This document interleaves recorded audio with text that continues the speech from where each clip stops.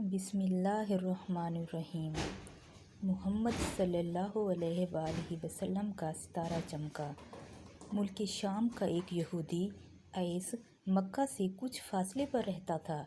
وہ جب بھی کسی کام سے مکہ آتا، وہاں کے لوگوں سے ملتا تو ان سے کہتا، بہت قریب کے زمانے میں تمہارے درمیان ایک بچہ پیدا ہوگا، سارا عرب اس کے راستے پر چلے گا، اس کے سامنے ذلیل اور پست ہو جائے گا، وہ عجم اور اس کے شہروں کا بھی مالک ہو جائے گا۔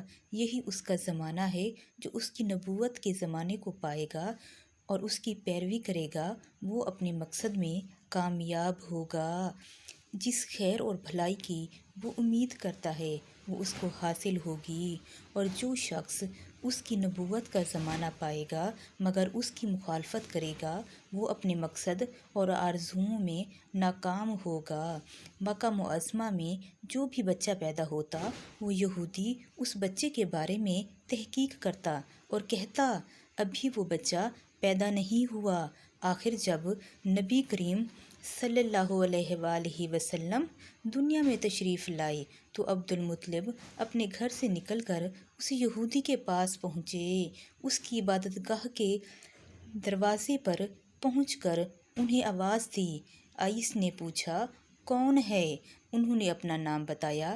پھر اس سے پوچھا، تم اس بچے کے بارے میں کیا کہتے ہو؟ اس نے انہیں دیکھا، پھر بولا، ہاں، تم ہی اس کے باپ ہو سکتے ہو۔ بے شک وہ بچہ پیدا ہو گیا ہے جس کے بارے میں نے تم لوگوں سے کہا کرتا تھا۔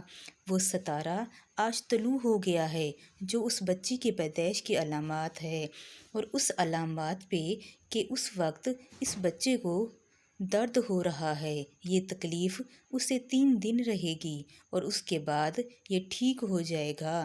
راہب نے یہ جو کہا تھا کہ بچہ 3 دن تک تکلیف میں رہے گا، تو اس کی تفصیل یہ ہے کہ آپ نے 3 دن تک دودھ نہیں پیا تھا، اور یہودی نے جو یہ کہا تھا کہ ہاں آپ ہی اس کے باپ ہو سکتے ہیں، تو اس سے یہ مراد ہے کہ عربوں میں دادا کو بھی باپ کہہ دیا جاتا ہے، اور نبی اکرم صلی اللہ علیہ وآلہ وسلم نے ایک بار خود فرمایا تھا، میں عبد المطلب کا بیٹا ہوں۔ یہودی نے عبد المطلب سے یہ بھی کہا تھا، اس بارے میں اپنی زبان بند رکھیں، یعنی کسی کو کچھ نہ بتائیں، ورنہ لوگ اس بچے سے زبردست حسد کریں گے، اتنا حسد کریں گے کہ آج تک کسی نے نہیں کیا ہوگا، اور اس کی اس قدر سخت مخالفت ہوگی کہ دنیا میں کسی اور کی اتنی مخالفت نہیں ہوئی۔ پوتے کے متعلق یہ باتیں سن کر عبد المطلب نے ایس سے پوچھا، اس بچے کی عمر کتنی ہوگی؟ یہودی نے اس سوال کے جواب میں کہا، اس بچے کی عمر طبعی ہوئی تو بھی 70 سال تک نہیں ہوگی، بلکہ اس سے پہلے ہی 61 یا 63 سال کی عمر میں وفات ہو جائے گی، اور اس کی امت کی اوسط عمر بھی اتنی ہوگی۔ اس کی پیدائش کے وقت دنیا کے بت ٹوٹ کر گر جائیں گے۔ یہ ساری علامات اس یہودی نے گزشتہ انبیاء کی پیش گوئیوں سے معلوم کی تھیں، اور سب بالکل سچ ثابت ہوئے۔ قریش کے کچھ لوگ عمرو بن نفیل اور عبداللہ بن حجش وغیرہ ایک بت کے پاس جایا کرتے تھے، یہ رات بھی اس کے پاس گئے جس رات آپ صلی اللہ علیہ وآلہ وسلم کی پیدائش ہوئی۔ انہوں نے دیکھا وہ بت اوندھے منہ گرا پڑا ہے۔ ان لوگوں کو یہ بات بری لگی، انہوں نے اس کو بٹھایا، سیدھا کر دیا، مگر وہ پھر گر گیا۔ انہوں نے پھر اس کو سیدھا کیا، وہ پھر الٹا ہو گیا۔ ان لوگوں کو بہت حیرت ہوئی، یہ بات بہت عجیب لگی۔ تب اس بت سے آواز نکلی، یہ ایک ایسے بچے کی پیدائش کی خبر ہے جس کے نور سے مشرق اور مغرب میں زمین کے تمام گوشے منور ہو گئے ہیں۔ بت سے نکلنے والی آواز نے انہیں اور زیادہ حیرت زدہ کر دیا۔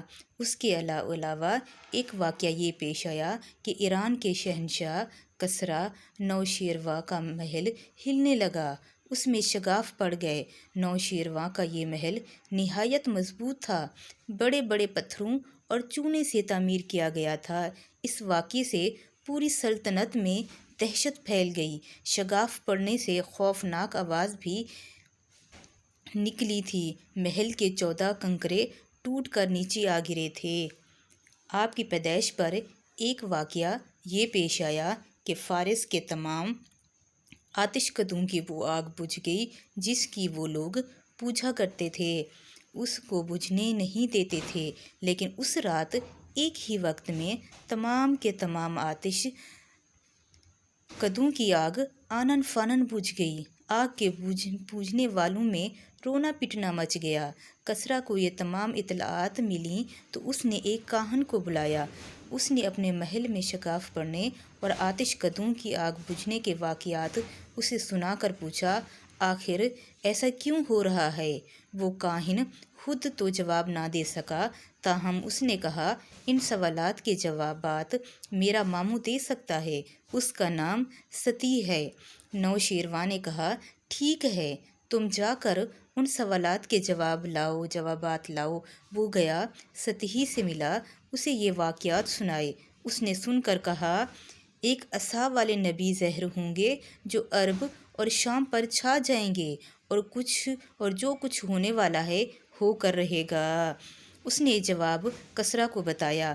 اس وقت تک کسریٰ نے دوسرے کاہنوں سے بھی معلومات حاصل کر لی تھیں، چنانچہ یہ سن کر اس نے کہا، تب پھر ابھی وہ وقت آنے میں دیر ہے، یعنی اس کا غلبہ میرے بعد ہوگا۔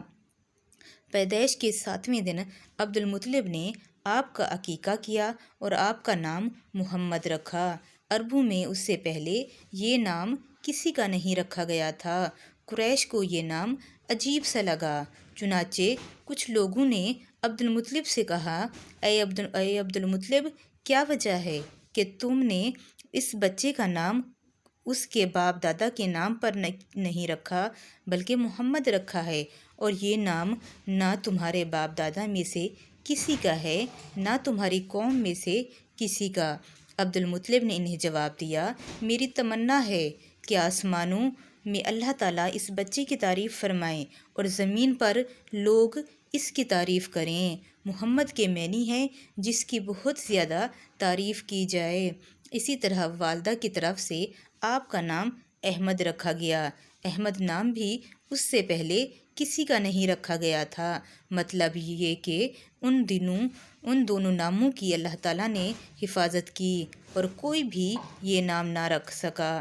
احمد کا مطلب ہے سب سے زیادہ تعریف کرنے والا۔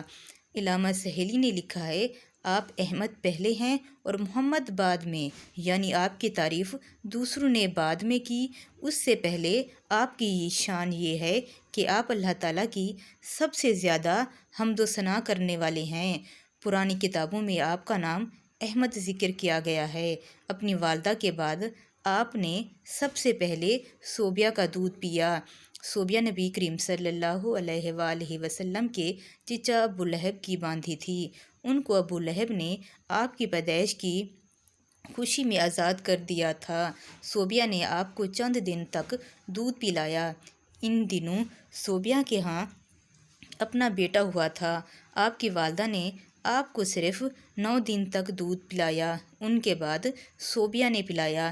پھر دودھ پلانے والے کی باری حضرت حلیمہ سعدیہ رضی اللہ عنہ کی آئی۔ حضرت حلیمہ سعدیہ رضی اللہ عنہا اپنی بستی سے روانہ ہوئیں۔ ان کے ساتھ ان کا دودھ پیتا بچہ اور شوہر بھی تھے۔ حضرت حلیمہ سعدیہ رضی اللہ عنہا دوسری عورتوں کے بعد مکہ میں داخل ہوئیں۔ ان کا خچر بہت کمزور اور مرمل تھا۔ ان کے ساتھ ان کی کمزور اور بوڑھی اونٹنی تھی، وہ بہت آہستہ چلتی تھی۔ ان کی وجہ سے حلیمہ رضی اللہ عنہا قافلے سے بہت پیچھے رہ جاتیں۔ اس وقت بھی ایسا ہی ہوا، وہ سب سے آخر میں مکہ میں داخل ہوئیں۔